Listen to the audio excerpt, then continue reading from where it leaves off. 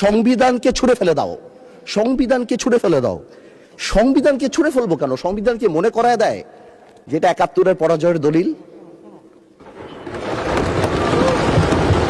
আমি সংবিধান কেন ছুঁড়ে ফেলে দেবো? এই সংবিধান দিলে গাত্রদাহ কেন হবে? এই সংবিধানকে ব্যবহার করে বারবার মানুষের উপর অত্যাচার করা হয়েছে। সুতরাং এই সংবিধান যেই সংবিধান মানুষের কথা বলে না, সংবিধান যেই সংবিধানে মানুষের ইচ্ছার প্রতিফলন হয় না, মানুষের ভবিষ্যৎ দেয় না, মানুষের প্রোটেকশন দেয় না, সেই সংবিধানকে মানুষ ছুঁড়ে ফেলে দেবে। হাসিস না বলাফান, তোরাই সবচেয়ে বড় বেজাল। তোরারে চিনতে চিনতে আমি শেষ পর্যায়ে গেছি।